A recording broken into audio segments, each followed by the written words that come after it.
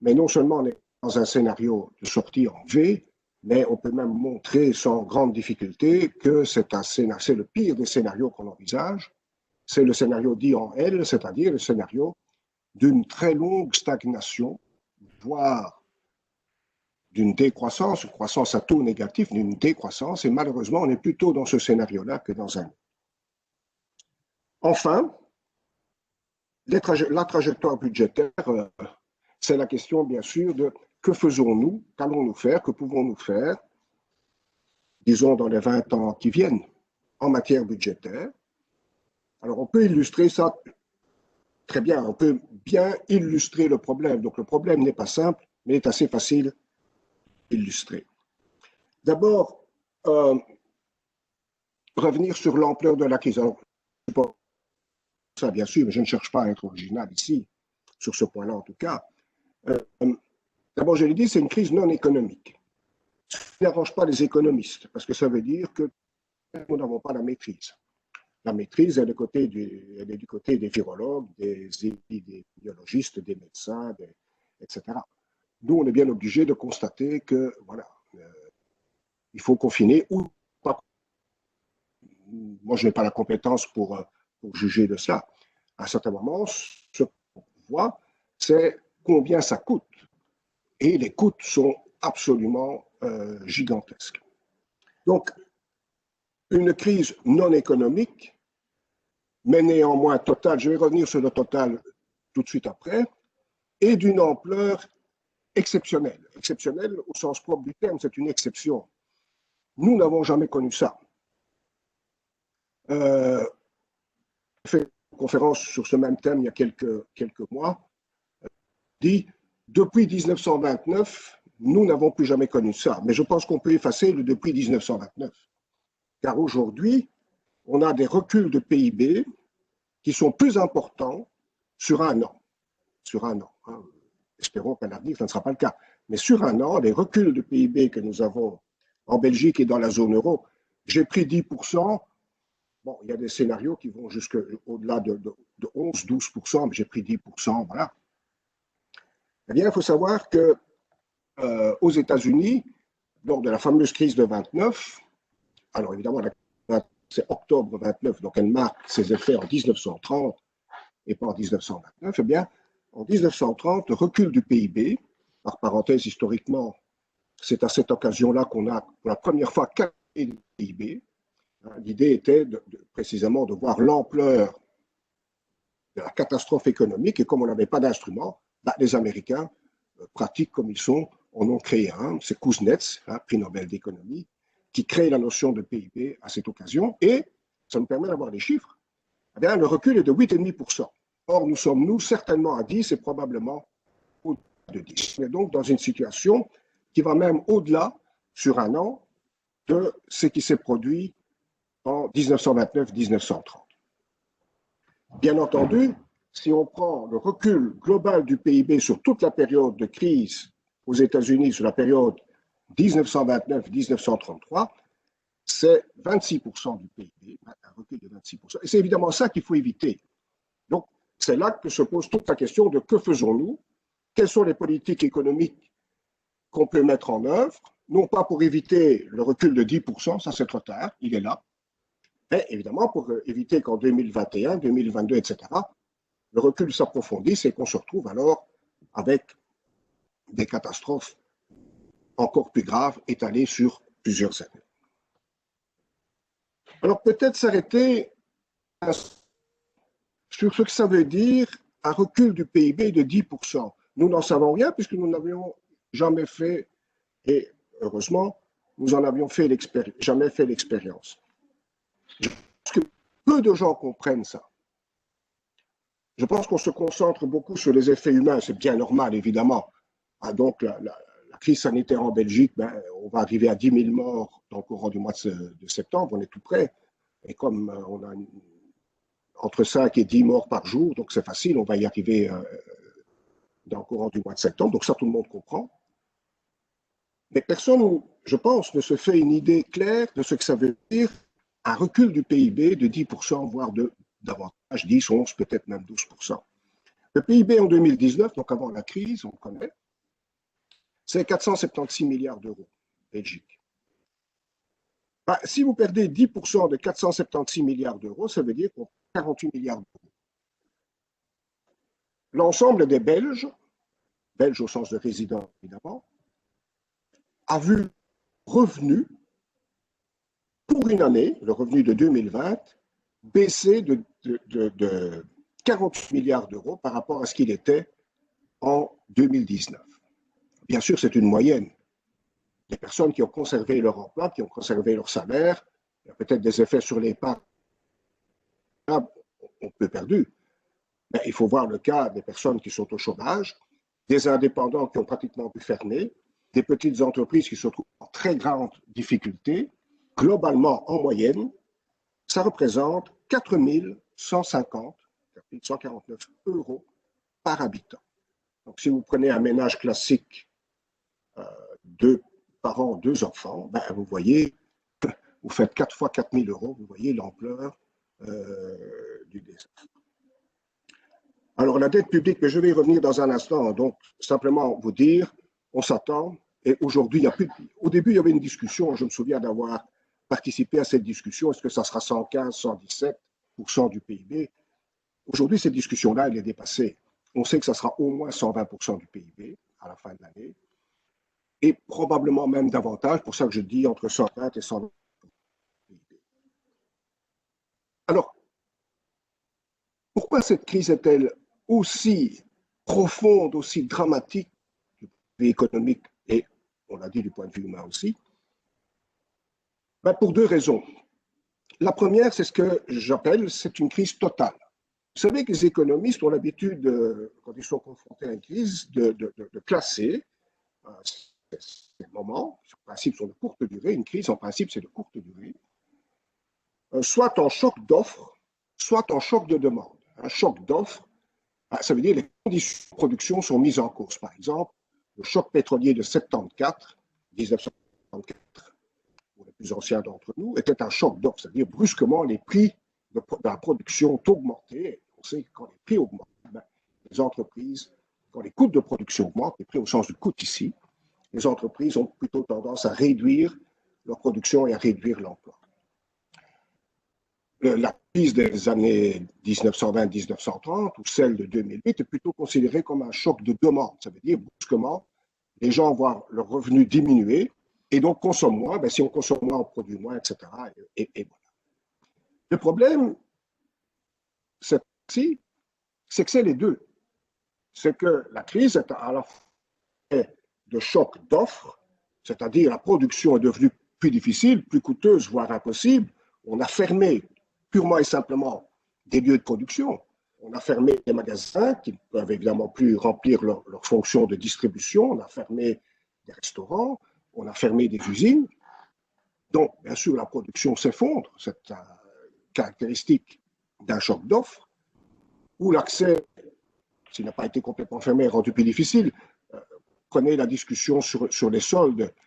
Lorsque vous dites, bon voilà, vous pouvez faire les soldes, mais c'est une demi-heure et maximum une personne. Bon, moi, personnellement, je ne suis pas un grand fan de soldes, mais c'est clair que pour beaucoup de gens, bah, c'est moins intéressant et donc ils n'y vont pas. On a confiné à la maison, certes, il peut télétravailler dans certaines tâches possibles. Donc, on a réduit évidemment la possibilité de travailler, la possibilité de produire. Mais il y a aussi un choc de demande. Pourquoi? Parce que le revenu des gens a fortement diminué. On a dit le chômage, pour un certain nombre quand on prend le chômage économique, c'est-à-dire temporaire, plusieurs centaines de milliers. Il ne s'agit pas de quelques milliers, il s'agit de plusieurs centaines de milliers. Le revenu a diminué. Je vous ai dit, les indépendants, qui à certains moments ont pratiquement un chiffre d'affaires nul, les petites entreprises, etc. Si le revenu diminue, ben on sait que la consommation diminue. C'est une des grandes lois de l'économie. La consommation est liée au revenu. Alors après, hein, c'est tout le problème de la fonction de consommation. Comment est-elle liée au revenu? Ça, on peut en discuter. Mais il n'y a à peu près pas de doute que la consommation est liée au revenu. à cela s'ajoutent deux phénomènes auxquels on n'avait pas pensé dans un premier temps. C'est d'abord l'épargne forcée, ça veut dire les gens, mais même s'ils ont des revenus, ils ne savent pas les dépenser. Les restaurants sont fermés parce que les magasins sont fermés, parce qu'ils ne trouvent pas dans les magasins les produits qu'ils cherchent, parce qu'ils ne peuvent pas y aller dans les conditions qui paraissent normales. Et donc, ils sont bien obligés d'épargner puisqu'ils ne peuvent pas consommer. On appelle ce phénomène-là l'épargne forcée.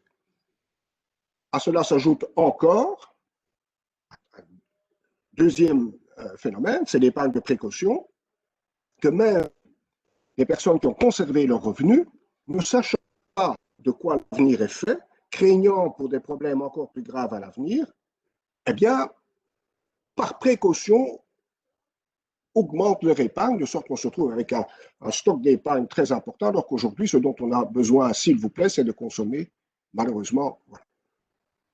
Donc, choc d'offre aussi, à cause d'un phénomène dont on parle très peu. À vrai dire, je n'ai pas très jamais entendu, pas même dans la presse, le fait que les investissements ont fortement diminué. Pourquoi les investissements diminuent-ils? D'abord, parce que les entreprises qui sont en difficulté n'investissent pas ou investissent pas. Et aussi parce que, puisque la demande a diminué, les entreprises n'ont pas intérêt à augmenter leur capacité de production puisqu'elles ont déjà du mal à vendre leur production actuelle. Donc, on a une diminution de l'investissement et malheureusement, on n'a pas encore les chiffres très précis.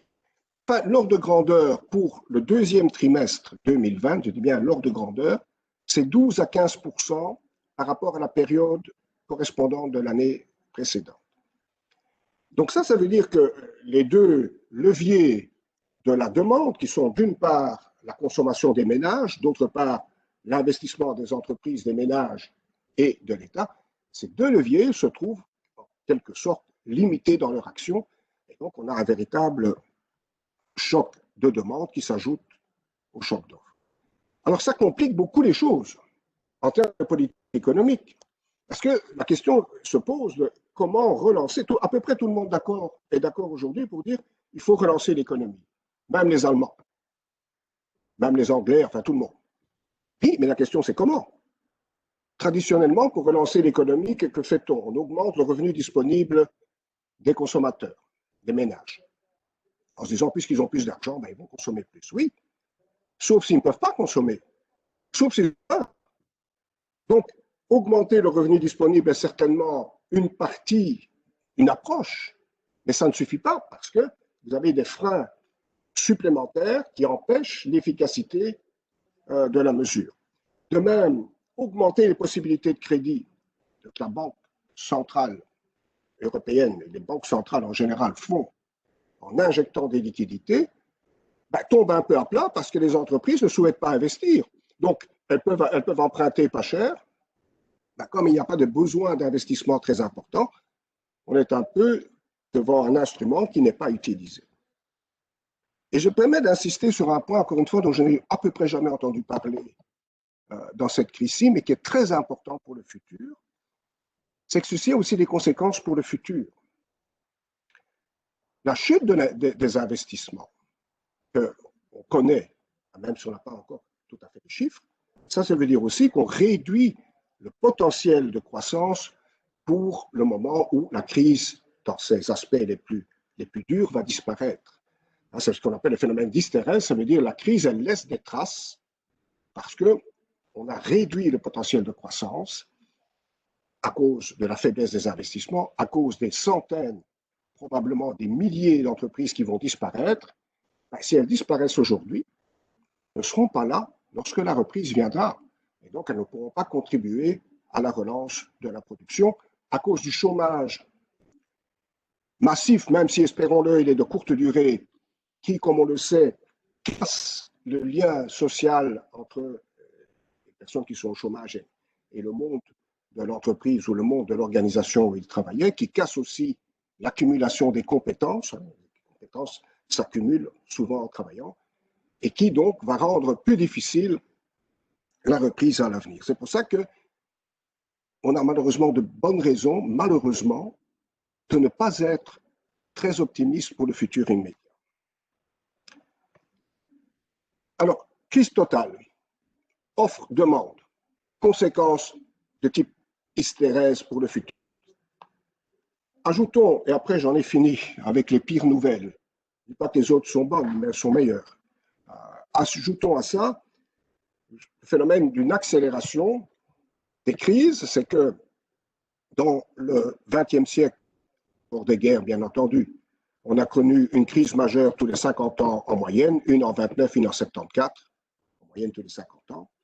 Eh bien, au XXIe siècle, en 20 ans, on est déjà à 2 crises majeures et probablement plus lourdes que celles du XXe siècle, ce qui veut dire qu'on est au rythme un peu comme les réformes de l'État en Belgique. Vous savez qu'en Belgique, on fait une réforme de l'État tous les 10 ans. Eh bien, on en est au rythme d'une crise majeure, au sens d'une crise mondiale, pas un problème local qui survient de temps en temps, une crise mondiale avec des reculs de PIB de plusieurs pourcents, plusieurs parfois au-delà de 10%. On en est déjà à 2. Ça, c'est très important, parce que ça veut dire aussi que les autorités de politique économique, singulièrement les États, n'ont pas le temps de rétablir leurs instruments. Par exemple, ils n'ont pas le temps de rétablir les finances publiques pour pouvoir les utiliser à nouveau comme instrument de lutte contre la crise. Si ces crises surviennent une fois tous les 50 ans, ben voilà, on a quelques décennies pour se remettre.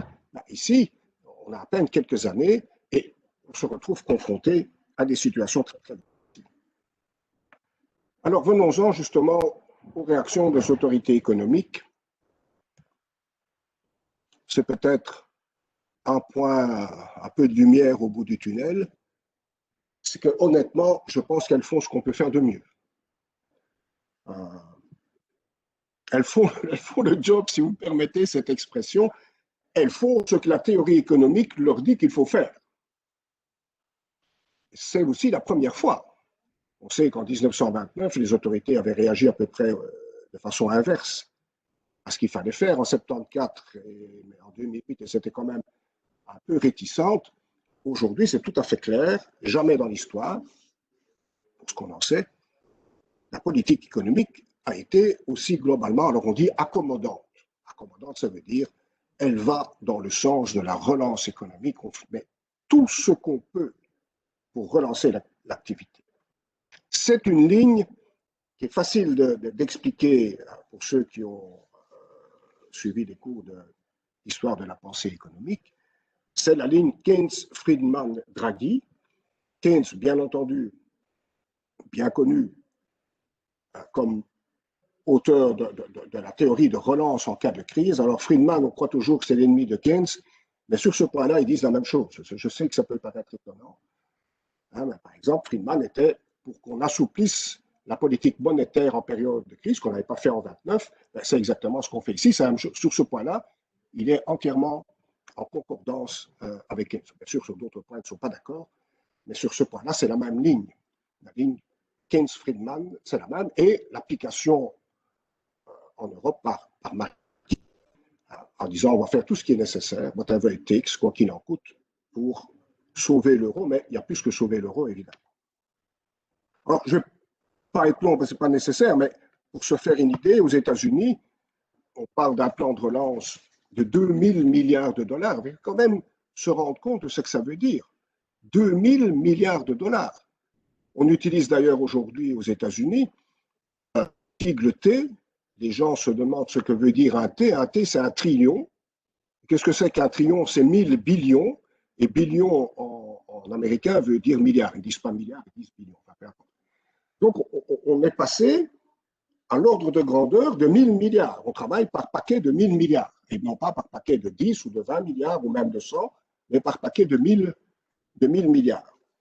Donc, le plan de relance américain tourne autour de 2000 milliards de dollars, avec ce fameux helicopter money, comme on dit en anglais. En français, on peut traduire la monnaie qui est larguée par hélicoptère. Qui a inventé cette notion? C'est Friedman, ce que je disais tout à l'heure. Friedman disait, en cas de crise, il faut s'arranger pour que la monnaie circule.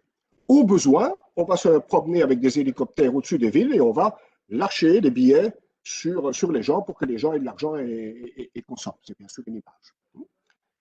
Comment le gouvernement américain a-t-il traduit cette idée d'hélicoptère money, monnaie larguée par hélicoptère?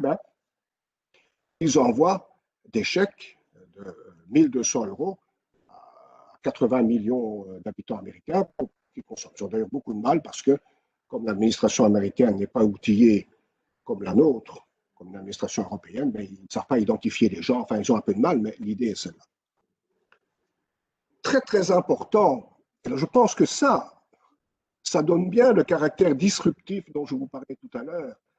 Il y a quelques jours, la Fed, donc la Banque centrale américaine, a annoncé qu'elle était prête à tolérer une inflation qui, par moment, serait supérieure à 2%. Ça, c'est un changement copernicien d'optique de la politique monétaire, comme vous le savez. Son but principal, c'est d'éviter l'inflation. Ce n'est pas son but unique, mais c'est son but principal.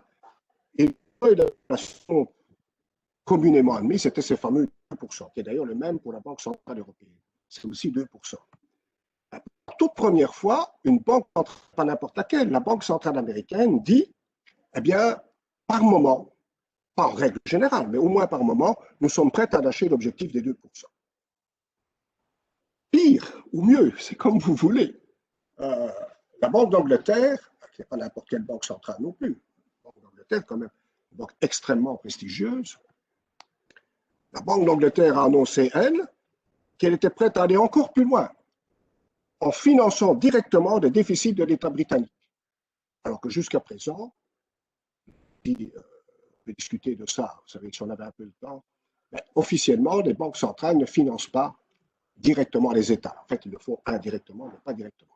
Eh bien, la Banque d'Angleterre nous dit, écoutez, moi, je ne vais pas passer mon temps à faire un détour par les banques commerciales, les banques de second rang.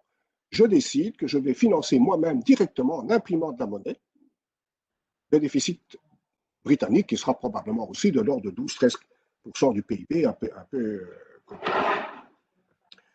Alors bien sûr, en Europe, il y a la fameuse ligne Draghi, qui date du 26 juillet 2012, cette phrase « whatever it takes », qu'on a souvent mal traduit en français par tout ce qu'il faudra. Whatever it takes, ça ne veut pas dire tout ce qu'il faudra. Ça veut dire quoi qu'il en coûte, qui est assez différent. Ça veut dire quoi qu'il en coûte. Quoi qu'il en coûte, que peut faire la Banque centrale aujourd'hui? Je parle sous le contrôle de nos amis de la Banque nationale. Réduire les taux d'intérêt, c'est difficile. Pourquoi? Ils sont déjà à zéro ou même négatifs ou proches de zéro. C'est ce que je vous disais tout à l'heure. On n'a pas eu le temps de réapprovisionner notre arsenal. On sort à peine de la crise de 2008 qui nous avait amené les banques centrales à faire baisser leur taux directeur très, très, très bas. On n'a pas eu le temps de les remonter. Ils ne sont pas prêtés. Donc, on ne sait pas facilement les faire baisser encore, puisqu'ils sont déjà extraordinairement bas. On peut continuer, par contre, à injecter des liquidités, c'est ce qu'on continue à faire, injecter des liquidités qui, d'ailleurs, contribuent aussi à maintenir les taux, non pas les taux directeurs, mais les taux sur les marchés très, très bas. Et donc, c'est une politique très accommodante en matière monétaire. C'est ce que Friedman, en l'occurrence, plus d'ailleurs que Keynes, recommandait.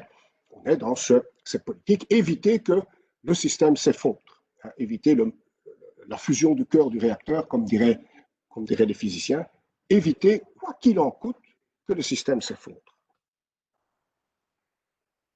Or, peut-être, ce que vous avez déjà dit, c'est déjà énorme en termes de changement, en termes d'acceptation de politique nouvelle.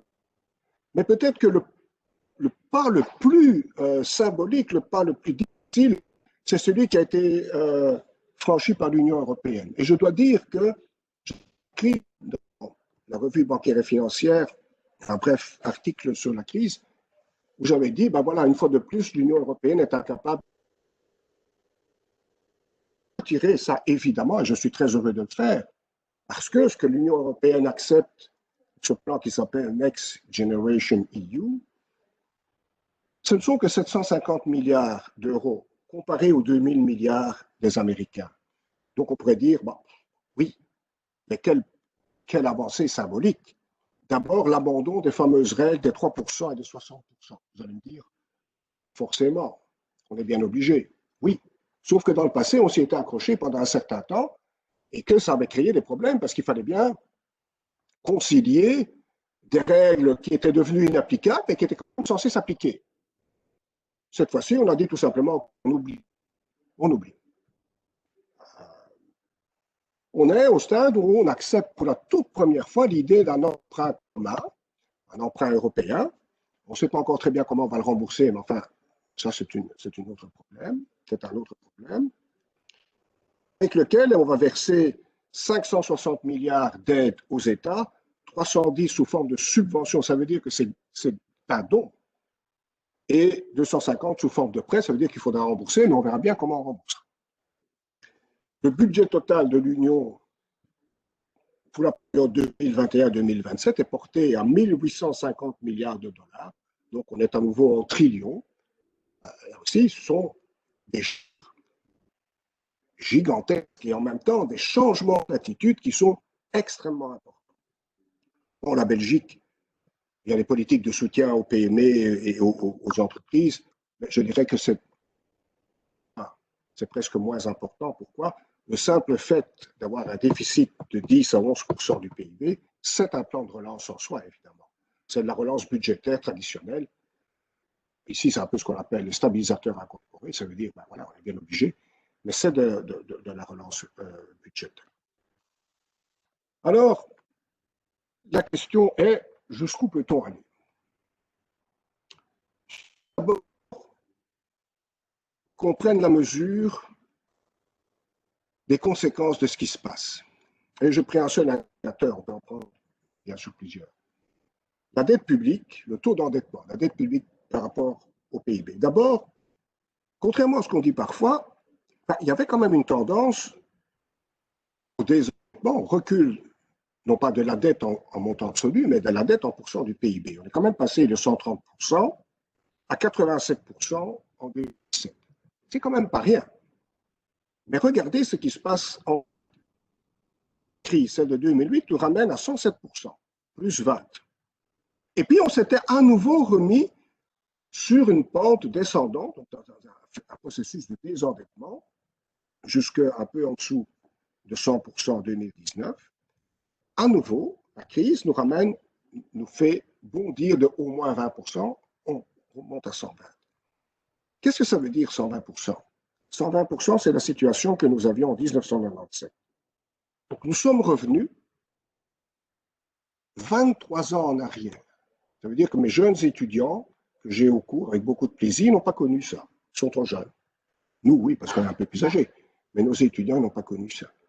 Ça veut dire que tout l'assainissement, Di Rupo, Michel, des gouvernements précédents, tout ça est balayé. On est revenu à la situation de 1997. Bien. Quelle est la limite? Bon, d'abord, on n'a pas de réponse simple, ça veut dire qu'il n'y a pas de formule mathématique qui permet de calculer cette limite. En tout cas, on ne la connaît pas, cette formule. Hein, si elle existe, tant mieux. On la découvrira peut-être un jour, mais on ne la connaît pas. Donc, il n'y a pas de E égale MC carré. En finance publique, il n'y a pas l'équivalent. Aujourd'hui, il y a même une tendance qui dit, bah, tout compte fait, il n'y a pas de limite.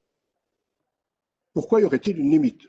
Regardez le Japon, qui n'est pas une république bananière, qui est un pays technologiquement avancé, prospère, etc. Ils ont un taux d'endettement de 238% du PIB, donc bien au-dessus de la Belgique. Regardez les États-Unis, ils sont largement au-dessus de 100% du PIB, etc. Alors c'est vrai, mais en partie seulement. C'est vrai que le Japon est à 238%. Ça, c'est pas contestable. Mais il y a quand même des limites. Même si on ne connaît pas de formule, il y a une limite. La première limite, c'est qu'il faut trouver des prêteurs.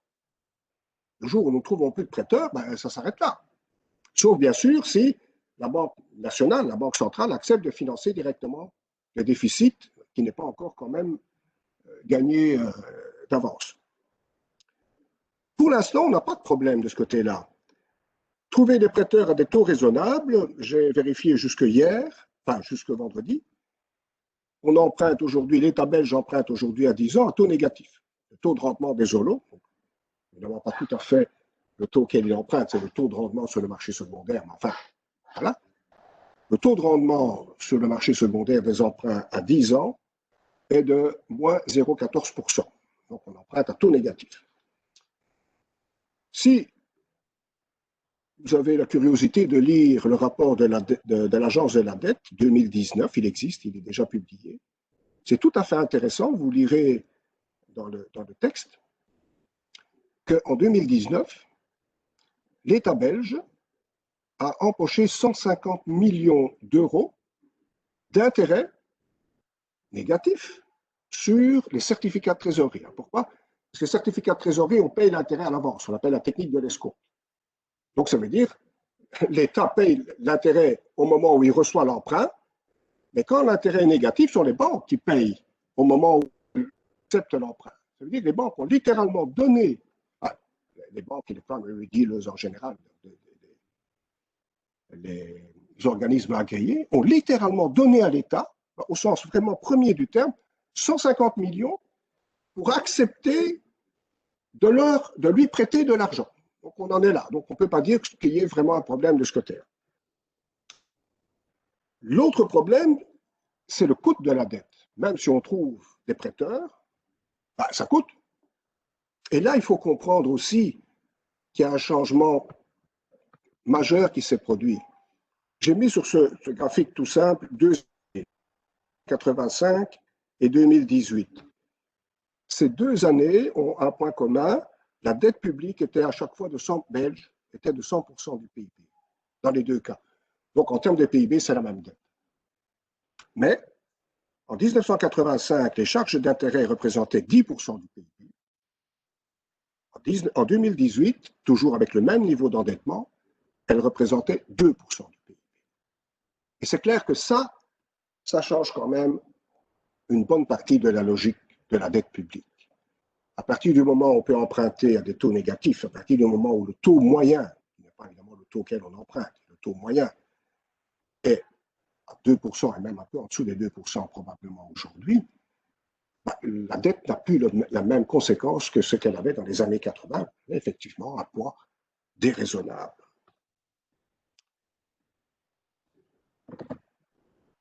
Si on part d'un niveau de 100%, parce que c'est pratique, il faut bien comprendre que gagner 1% sur le taux moyen de la dette, entendons-nous, 1% sur le taux moyen de la dette, c'est énorme, évidemment. Mais, exercice, gagner 1% sur le taux moyen de la dette, qu'est-ce que ça veut dire? Ça veut dire qu'on économise 5 milliards d'euros, sans rien faire, sans diminuer les pensions, sans diminuer les politiques de justice, non, sans rien faire. On économise 5 milliards d'euros chaque fois qu'on gagne 1%. Mais on en a gagné 8 de pourcent, on est passé de 10 à 2. Donc l'impact est évidemment très important. Or, la question finale sur ce point-là, tant encore pouvons-nous espérer avoir des taux d'intérêt très bas? En fait, on ne sait pas, bien entendu. On ne sait pas. Mais si on prend la Banque centrale européenne, sa préoccupation majeure reste, je sais bien qu'il n'y a pas que cette préoccupation-là, je ne fais pas du tout ce procès, c'est quand même officiellement la préoccupation majeure. Ça veut dire qu'aussi longtemps qu'on est en dessous des 2%, il n'y a pas de raison de s'alarmer. Évidemment, si on était confronté un jour à une forte poussée d'inflation, ce qui est toujours possible, par exemple parce que les prix des produits pétroliers augmenteraient, ce qui est toujours possible, alors ce serait la question d'un véritable choix. Que fait-on? Que fait la Banque centrale face à une économie qui s'est gigantesque, pas seulement les États, je dis toujours l'endettement de l'État, oui, mais les entreprises et les particuliers sont aussi endettés.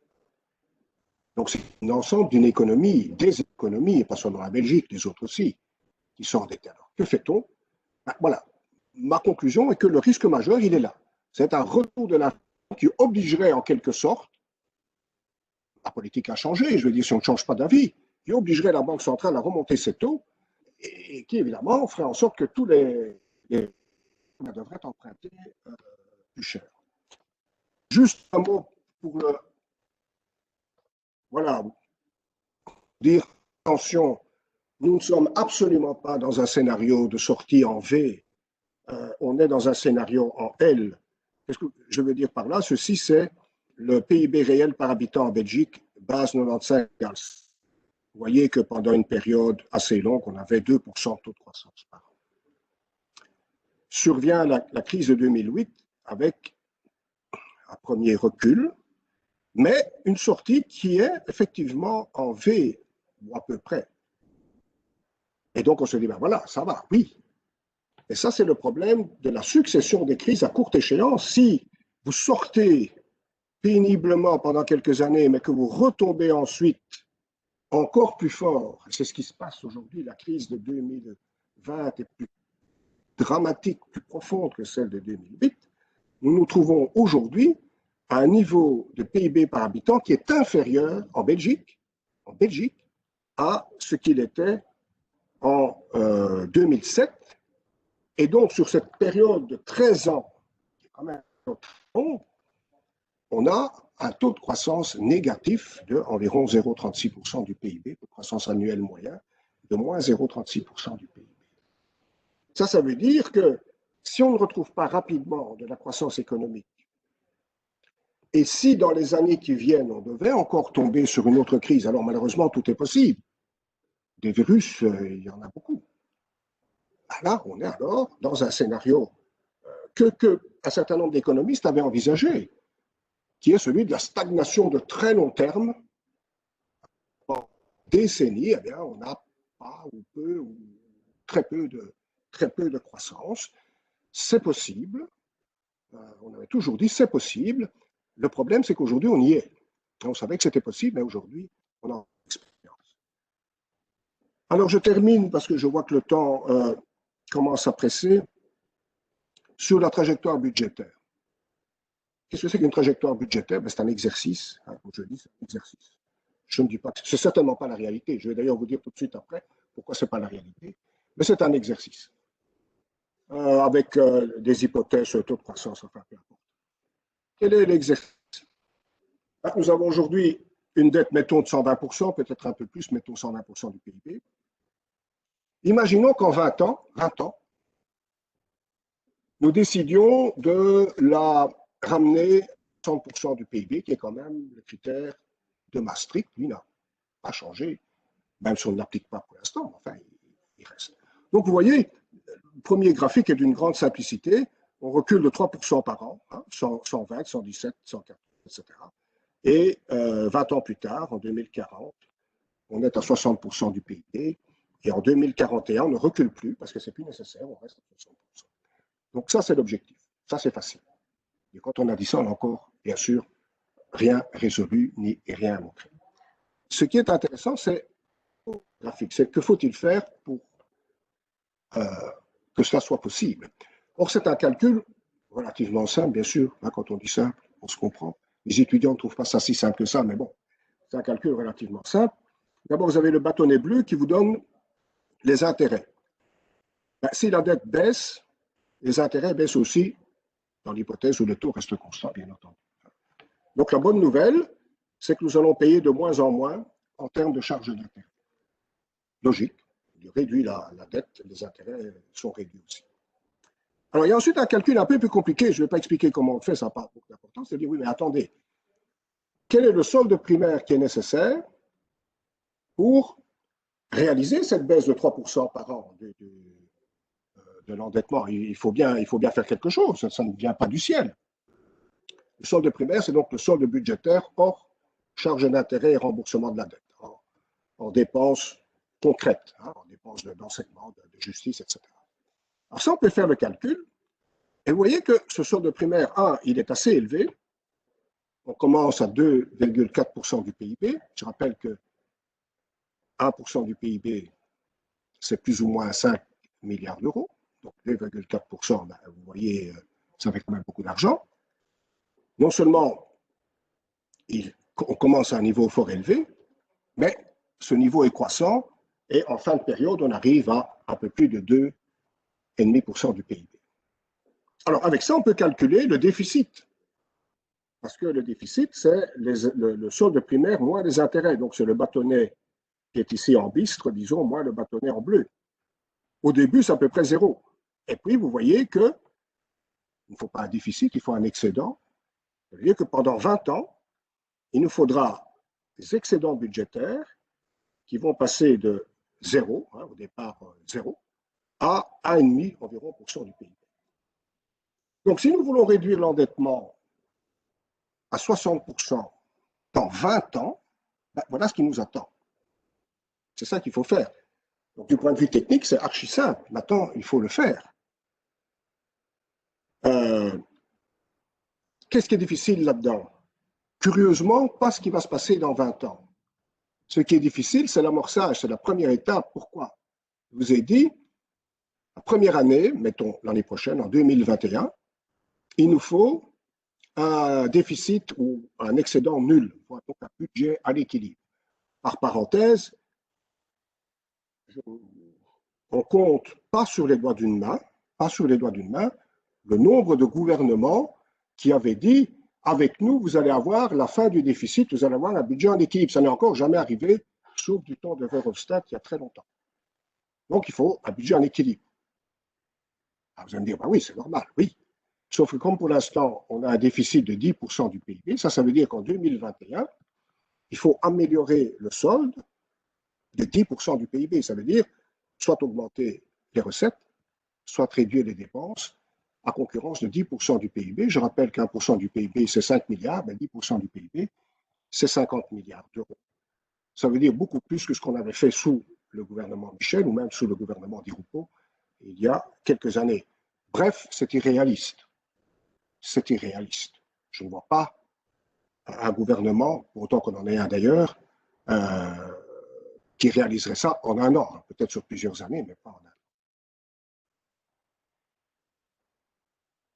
Pour conclure, deux éléments qui me tiennent à cœur. Un, on a besoin de croissance, s'il vous plaît. On a besoin de croissance économique. Sans croissance économique, nous allons perdre en termes de bien-être, perdre massivement en termes de bien-être. Alors, certains plus que d'autres, bien sûr, c'est toujours le cas. Mais en moyenne, on va perdre massivement en termes de bien-être. Je crois qu'il faut, une bonne fois pour toutes, cette illusion que la solution pourrait être dans la croissance zéro, voire dans la décroissance.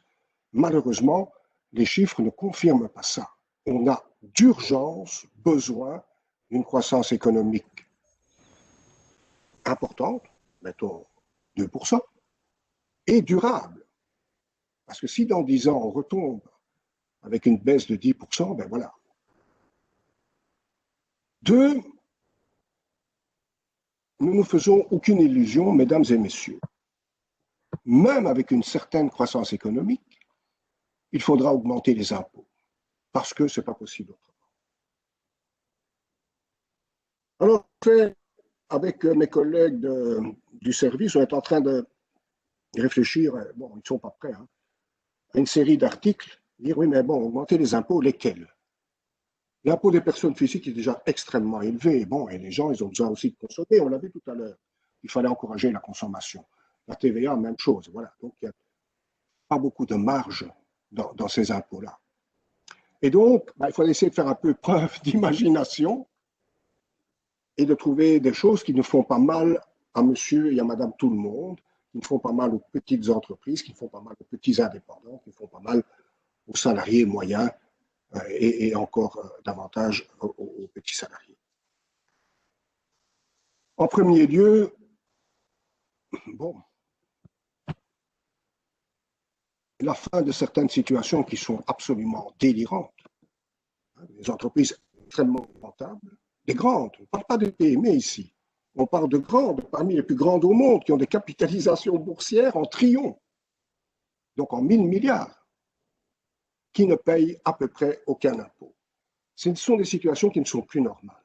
Pas qui n'ont jamais été, bien entendu, mais qui aujourd'hui ne sont plus acceptables. Et je pense qu'effectivement, il y a un travail à faire parce que c'est un peu normal que tout contribue, dans la mesure de ses moyens, mais qui, dans ces cas-là, sont très importants, au maintien du bien-être de tous. Une autre chose assez simple, c'est la fameuse taxe carbone. Parce que, par parenthèse, à côté de tout ce que je vous ai dit, il faut toujours continuer à réduire les émissions de gaz à effet de serre. aujourd'hui en Belgique un peu en dessous de 100 millions de tonnes par an, et idéalement, il faudrait aller à zéro en 2050. Bon, comment fait-on pour réduire les émissions de gaz à effet de serre? Une idée simple, c'est de dire oui, si on taxait ces émissions, les gens, les entreprises, les particuliers, les administrations elles-mêmes feraient probablement davantage attention. En particulier, vous savez que c'est un thème que j'aime bien, en Belgique, le kérosène n'est pas taxé, c'est quand même aussi une situation, comme je disais tout à l'heure, qui n'est pas normale, qui n'est plus de notre temps. Donc, ce sont les choses sur lesquelles on peut. Enfin, la fameuse taxe Tobin, James Tobin, prix Nobel d'économie, qui avait inventé ça dans les années 70, figurez-vous, ce n'est pas du tout neuf, sur les transactions financières. Bon, certaines taxes sur les transactions financières existent. En Belgique, on a la TOB, taxe sur les opérations de bourse, et qu'il faudrait bien sûr élargir, généraliser et faire en sorte que les utilisateurs des opérations financières, qui sont des gens parfaitement respectables, la question n'est pas là, contribuent aussi à l'objectif commun. Dans ces trois domaines, c'est clair qu'on pourra difficilement faire les choses tout seul. C'est d'ailleurs un argument pour ne rien faire, c'est de dire oui, mais bon, si je le fais tout seul, les entreprises ou les particuliers vont passer la frontière, c'est facile, ils vont en France, ils vont en Angleterre, qui maintenant n'est plus dans l'Union européenne en plus, etc. C'est facile. Donc, effectivement, il faut une coordination. Cette coordination, l'Europe pourrait, dans la mise en place de cette coordination, jouer un rôle majeur. Et on peut être optimiste parce que les changements que je vous ai cités tout à l'heure sont tellement profonds que oui, on peut envisager que l'Europe fasse autre chose aujourd'hui que ce qu'elle a fait traditionnellement au cours des 25 dernières années. Voilà, mesdames et messieurs, je pense que je n'ai pas été, Jean-Luc, plus long que prévu. Je vous remercie bien sûr très bien pour votre attention. Et si vous avez des questions, je vais essayer d'y répondre avec beaucoup d'intérêt. Un tout grand merci. Pour embrayer directement avec une question et en fait une des dernières remarques, là où on parle des réformes radicales en matière de taxation à mettre en place, là où je lis l'Europe peut jouer un rôle majeur, je fais le lien avec la question de Pierre. Est-ce une chance pour notre économie belge et européenne que la crise soit mondiale? Les décisions devront être mondiales et impacter l'ensemble des économies. Et ça me fait penser, en fait, est-ce que l'Europe, ces réformes-là, ont-elles une chance de se mettre en place sans coordination réelle au niveau européen, avec la question subsidiaire? Est-ce que c'est vraiment réaliste d'avoir une décision sur ces trois aspects-là dans les 5 ans qui viennent? C'est bien sûr une remarque qui est parfaitement pertinente. Ça va être difficile. Il n'y a pas de doute, ça va être difficile. Qu'est-ce qui plaide aujourd'hui? Qu'est-ce qui pourrait nous faire penser qu'aujourd'hui, ça pourrait être un peu plus facile qu'avant? Le fait que tous les États, tous, vont se trouver devant la même difficulté. La difficulté dont je vous ai parlé avec des taux d'endettement supérieurs à 100% du PIB. Avec, par ailleurs, attention, des coûts qui augmentent dans d'autres domaines. On n'a pas parlé des coûts du vieillissement parce qu'on s'était mis d'accord avec Jean-Luc pour ne pas en parler. Et donc, il y a d'autres domaines de façon inévitable. Cela met tous les États devant des situations où bien on se décide à faire l'autre pas, à sabrer dans les dépenses de bien-être, les dépenses de sécurité sociale qui assurent le bien-être des gens, de plusieurs dizaines de milliards d'euros. Il faut voir si on est prêt à faire ce pas. Du point de vue économique, c'est tout à fait possible. Il faut voir si la population est d'accord, si les gouvernements, le personnel politique est d'accord de faire ce pas. Ou bien on fait ce pas. Ou alors il faut trouver d'autres ressources. Ce n'est pas possible autrement. On n'a pas le choix. C'est l'un ou l'autre. Il faut trouver d'autres ressources. L'idée qu'on va supprimer un certain nombre de fonctionnaires ne sera pas suffisant. On le fait depuis des années, même s'il en reste un certain nombre, et heureusement, parce qu'on se rend compte aussi en période de crise. Heureusement qu'on a des dispositifs pour faire fonctionner les hôpitaux, pour faire fonctionner l'administration pure qui verse les subventions, etc. Mais ça ne suffira pas. Donc, ce qui m'invite à y croire, tout en admettant bien sûr que ça sera très difficile, c'est que on n'a plus beaucoup de choix. Quand je parlais de la sur donc les grandes sociétés, par parenthèse, généralement non européennes, qui traite des techniques de la communication et de l'informatique, il y a des projets qui existent aujourd'hui, aussi bien au sein de la Commission européenne que dans les différents pays, en France, en Belgique. Donc, les premiers pas ont déjà été faits, mais évidemment, c'est extrêmement difficile. Aussi parce que ces sociétés, elles se défendent. Et c'est normal qu'elles se défendent. C'est normal, elles ont des moyens pour se défendre, parfois plus importants que les États. Donc, oui, je comprends avec vous, sans aucun doute, que ce sera difficile. Je pense que c'est une voie qu'il faut de toute façon explorer, quitte à malheureusement devoir constater que ce n'est pas pour tout de suite. Que l'Union européenne, si l'Union ne le fait pas, je ne vois pas qui peut le faire. Nous, la Belgique ou le Luxembourg ou même l'Allemagne, tout seul, effectivement, n'ont pas la taille, n'ont pas l'importance pour le faire. On va y balayer. Je signale aussi que non seulement la réflexion est en cours au sein de l'Union européenne, mais elle est aussi en cours au sein de l'OCDE. Au sein de l'OCDE, là aussi, ce sont des changements qui petit à petit mettent en place. L'idée d'une taxation, entre guillemets, normale. Alors, on verra bien ce que veut dire normale, évidemment.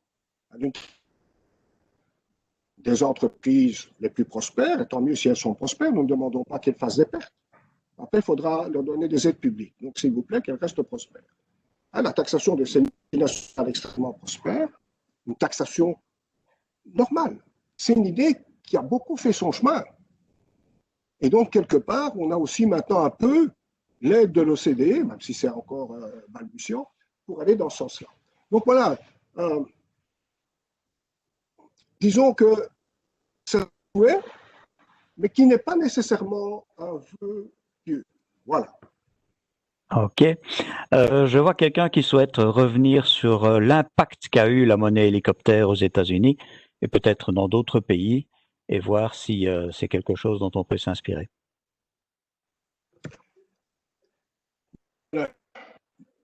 Bon, pour être honnête, l'impact, on ne connaît pas encore. Pourquoi?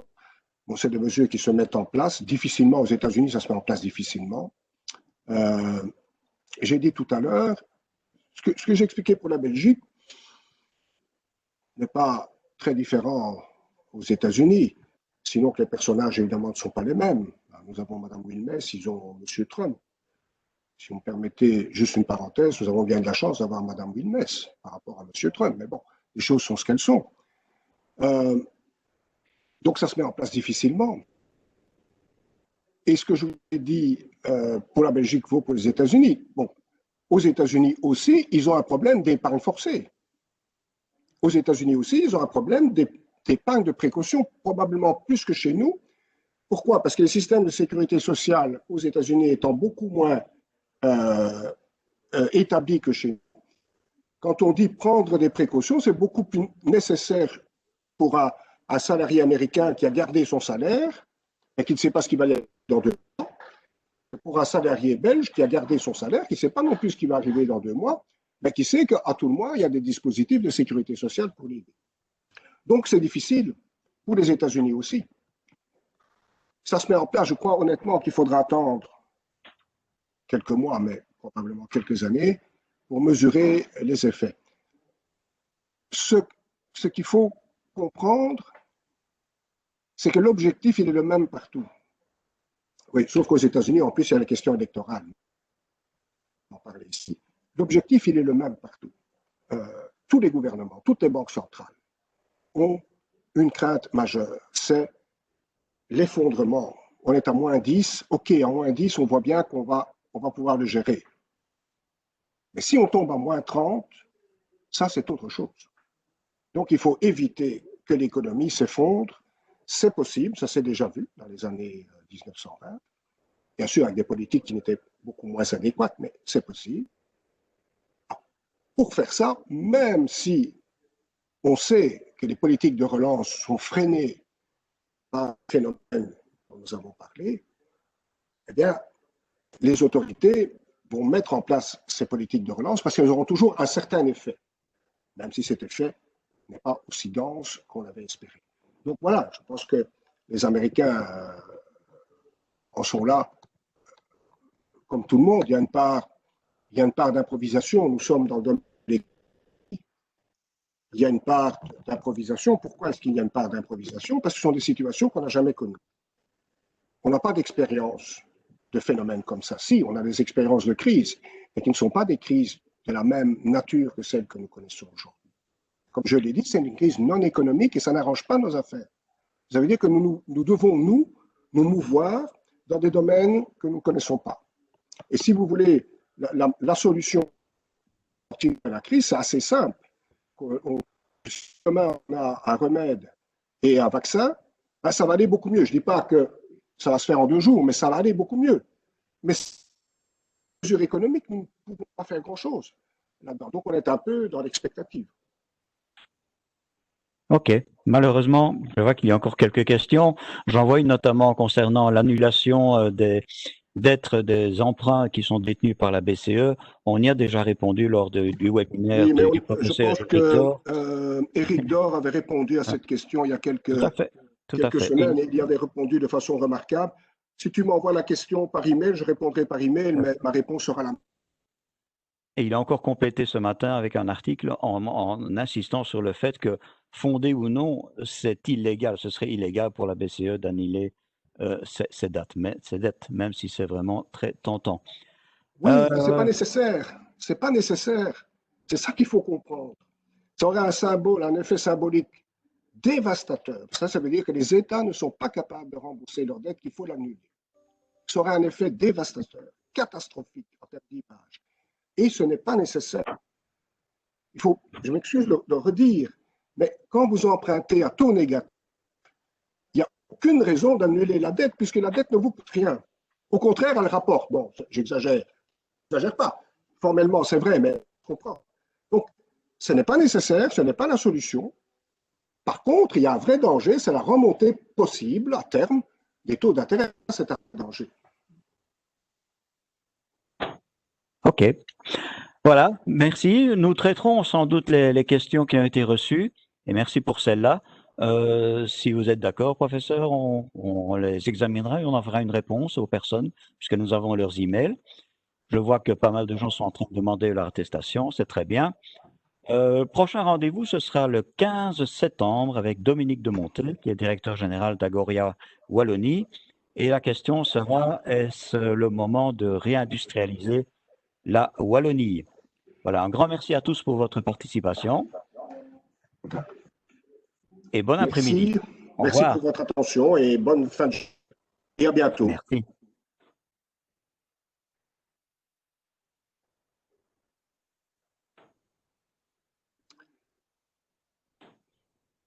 Bien. Et tu peux me rendre le rôle d'organisateur maintenant pour que je publie un dernier slide.